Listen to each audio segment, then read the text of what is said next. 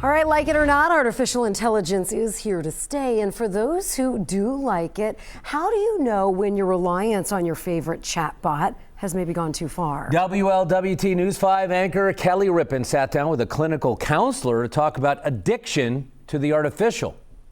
Hello. Hello. It's kind of like a best friend, right? It's there for me 24/7.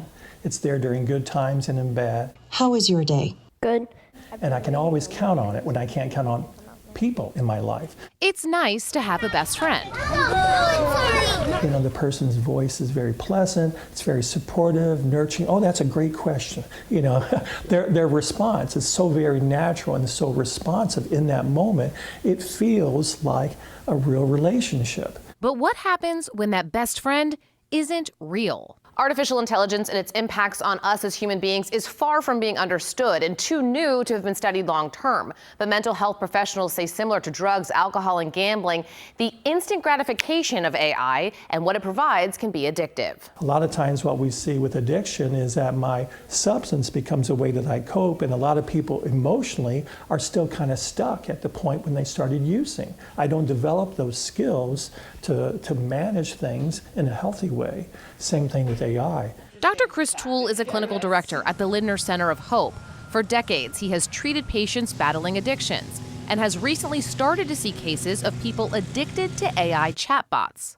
He says the immediate response from a chatbot triggers a dopamine release into the brain's pleasure center, fueling the addiction. So the brain over time starts to think that, well, this is important. We need to remember this. And so other neurochemicals start to happen that tell me, you know, this is something I need to do. This is part of survival. Whether you want to incorporate AI into your life or not is up to you, but there is a generation growing up with it. And Dr. Toole says it's important for them to understand the risks. You know, as a parent, we would grab their hand if they're, you know, running across the street and pull them right back. So, you know, really the same thing that we have to be mindful of that as parents. And that means monitoring a child's use or activity of chatbots in a similar way you would any other social media. We know that our prefrontal cortex, which is our rational, logical, ethical, moral brain part up here, doesn't really fully develop until we're in our mid to late 20s.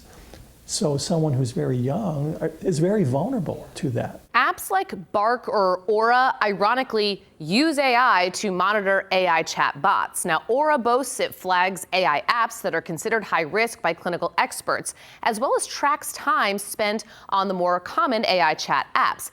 It also claims to analyze if a child's interactions are trending toward negative behavior, but it does not monitor every message or provide transcripts.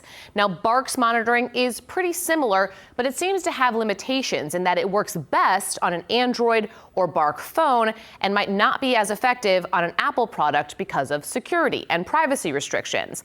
But the need for understanding responsible AI chatbot use, it spans all ages.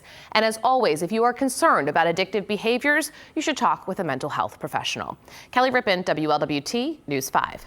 You know, this generation is on overdrive. I mean, what's gone on in the last 30 years, 40 years with technology is unbelievable. And you got to stay ahead of the curve. And it's the kids, really. They're far more addicted, I think, than maybe... We're trusting. Right, than when we didn't grow up with it, of course. Yeah.